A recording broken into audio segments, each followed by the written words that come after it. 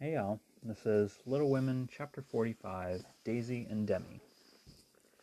I cannot feel that I have done my duty as a humble historian of the March family without devoting at least one chapter to the two most precious and important members of it. Daisy and Demi had now arrived at years of discretion, for in this fast age, babies of 3 or 4 assert their rights, and get them too, which is more than many of their elders do. If there ever were a pair of twins in danger of being utterly spoiled by adoration, it was these prattling brooks. Of course, they were the most remarkable children ever born, as will be shown when I mention that they walked at 8 months, talked fluently at 12 months, and at 2 years they took their places at table, and behaved with a propriety which charmed all beholders. At 3, Daisy demanded a needler, and actually made a bag with 4 stitches in it. She likewise set up housekeeping on the sideboard, and managed a microscopic cooking stove with a skill that brought tears of pride to Hannah's eyes, while Demi learned his letters with his grandfather, who invented a new mode of teaching the alphabet by forming the letters with his arms and legs, thus uniting gymnastics for head and heels. The boy early developed a mechanical genius which delighted his father and distracted his mother, for he tried to imitate every machine he saw, and kept the nursery in a chaotic condition with his sewin' sheen, a mysterious structure of string, chairs, clothespins, and spools, for wheels to go wound and wound, also a basket hung over the back of a chair, in which he vainly tried to hoist his too confiding sister, who, with feminine devotion, allowed her little head to be bumped till rescued, when the young inventor indignantly remarked, "Why, Marmar, that's me lily-waiter, and me's trying to pull her up." Though utterly unlike in character, the twins got on remarkably well together, and seldom quarrelled more than thrice a day. Of course Demi tyrannized over Daisy, and gallantly defended her from every other aggressor, while Daisy made a galley slave of herself, and adored her brother as the one perfect being in the world. A rosy, chubby, sunshiny little soul was Daisy, who found her way to everybody's heart, and nestled there. One of the captivating children, who seemed made to be kissed and cuddled, adorned and adored like little goddesses, and produced for general approval on all festive occasions. Her small virtues were so sweet that she would have been quite angelic if a few small naughtinesses had not kept her delightfully human. It was all fair weather in her world, and every morning she scrambled up to the window in her little nightgown to look out and say, no matter whether it rained or shone, "Oh, pity day! Oh, pity day!" Everyone was a friend, and she offered kisses to a stranger so confidingly that the most inveterate bachelor relented, and baby lovers became faithful worshippers. "Me loves everybody," she once said, opening her arms, with her spoon in one hand and her mug in the other, as if eager to embrace and nourish the whole world. As she grew, her mother began to feel that the dovecote would be blessed by the presence of an inmate as serene and loving as that which had helped make the old house home, and to pray that she might be spared a loss like that which had lately taught them how long they had entertained an angel unawares. Her grandfather often called her Beth, and her grandmother watched over her with untiring devotion, as if trying to atone for some past mistake, which no eye but her own could see. Demi, like a true Yankee, was of an inquiring turn, wanting to know everything, and often getting much disturbed because he could not get satisfactory answers to his perpetual "What for?" He also possessed a philosophical bent, to the great delight of his grandfather, who used to hold Socratic conversations with him, in which the precocious pupil occasionally posed his teacher, to the undisguised satisfaction of the womenfolk. "What make my leg go, Drampa?" asked the young philosopher, surveying those active portions of his frame with a meditative air, while resting after a go-to-bed frolic one night. "It's your little mind, Demi," replied the sage, stroking the yellow head respectfully. "What is a little mind?" "It is something which makes your body move, as the spring made the wheels go in my watch when I showed it to you." "Open me, I want to see it go wound." "I can't do that any more than you could open the watch. God winds you up, and you will go till he stops you." "Does I?" And Demi's brown eyes grew big and bright as he took in the new thought. "Is I wounded up like the watch?" "Yes, but I can't show you now, or show you how, for it is done when we don't see." Demi felt his back, as if expecting to find it like that of the watch, and then gravely remarked, I des Dodd does it when I's asleep."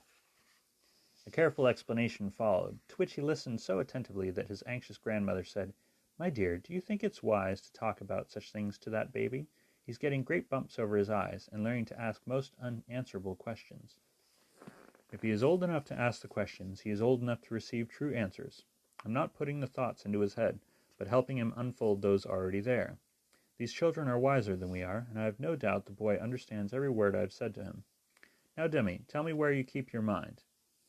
If the boy had replied, like Alcibiades, "By the gods, Socrates, I cannot tell," his grandfather would not have been surprised. But when, after standing a moment on one leg, like a meditative young stork, he answered, in a tone of calm conviction, "In my little belly," the old gentleman could only join in Grandma's laugh, and dismiss the class in metaphysics.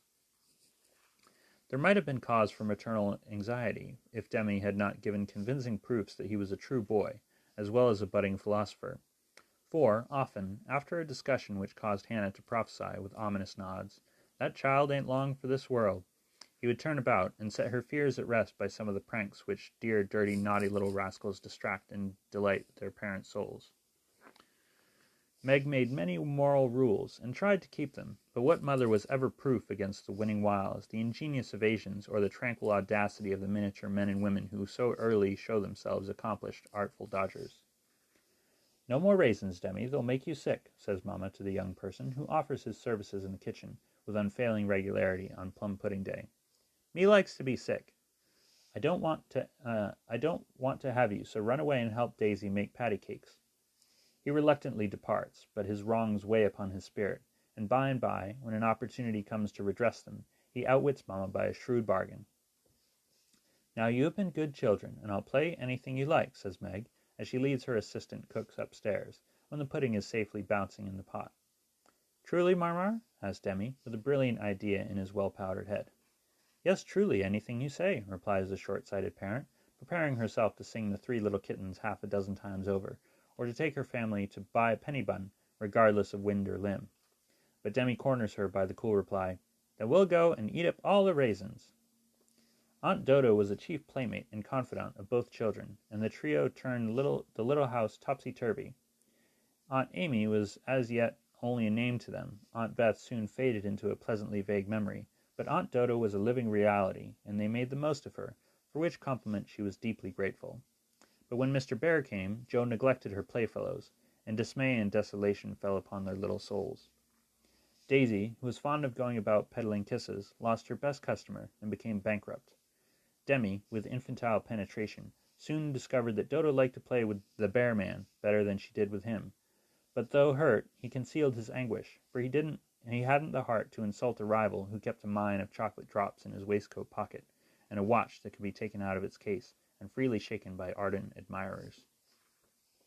Some persons might have considered these pleasing liberties as bribes, but Demi didn't see it in that light, and continued to patronize the Bear Man with pensive affability, while Daisy bestowed her small affections upon him at the third call, and considered his shoulder her throne, his arm her refuge, his gifts treasures of surpassing worth. Gentlemen are sometimes seized with sudden fits of admiration for the young relatives of ladies whom they honor with their regard, but this counterfeit philoprogenitiveness sits uneasily upon them, and does not deceive anybody a particle. Mr. Bear's devotion was sincere, however likewise effective, for honesty is the best policy in love as in law. He was one of the men who are at home with children, and looked particularly well when little faces made a pleasant contrast with his manly one. His business, whatever it was, detained him from day to day, but seldom failed to bring him out to see. Well, he always asked for Mr. March, so I suppose he was the attraction. The excellent papa labored under the delusion that he was, and revelled in long discussions with the kindred spirit, till a chance remark of his more observing grandson suddenly enlightened him. Mr. Bear came in one evening to pause on the threshold of the study, astonished by the spectacle that met his eye. Prone upon the floor lay Mr. March, with his respectable legs in the air, and beside him, likewise prone, was Demi, trying to imitate the attitude with his own short, scarlet-stockinged legs, both grovellers so seriously absorbed that they were unconscious of spectators, till Mr. Bear laughed his sonorous laugh, and Joe cried out with scandalized face, "Father, father, here's the professor!" Down went the black legs, and up came the grey head, as the preceptor said, with undisturbable dignity, "Good evening, Mr. Bear. Excuse me a moment, we are just finishing our lesson. Now, Demi, make the letter and tell its name." "I knows him," and after a few convulsive efforts, the red legs took the shape of a pair of compasses, when the intelligent pupil triumphantly shouted, "It's a we, Grandpa! It's a we!" "He's a born Weller," laughed Joe, as her parent gathered himself up, and her nephew tried to stand on his head, as the only mode of expressing his satisfaction that school was over. "What have you been at today, Bubchen?" asked Mr. Bear, picking up the gymnast. "Me went to see little Mary." "And what did you there?" "I kissed her," began Demi, with artless frankness. "Prut! Thou beginnest early. What did the little Mary say to that?" asked Mr. Bear, continuing to confess the young sinner, who stood upon his knee, exploring the waistcoat pocket. "Oh, she liked it, and she kissed me, and I liked it. Don't little boys like little girls?" asked Demi, with his mouth full, and an air of bland satisfaction. "You precocious chick! Who put that into your head?" said Joe, enjoying the innocent revelation as much as the professor. "'Tisn't in my head, 'tis in my mouth," announced literal Demi, putting out his tongue, with a chocolate drop on it, thinking she alluded to confectionery, not ideas. "Thou shouldst save some for the little friend, sweets to the sweet, manling," and Mr. Bear offered Joe some, with a look that made her wonder if chocolate was not the nectar drunk by the gods. Demi also saw the smile, was impressed by it, and artlessly inquired, "Do great boys like great girls too, Fesser?" Like young Washington, Mr. Bear couldn't tell a lie, so he gave the somewhat vague reply that he believed they did sometimes, in a tone that made Mr. March put down his clothes brush, glance at Joe's retiring face, and then sink into his chair, looking as if the precious chick had put an idea into his head that was both sweet and sour.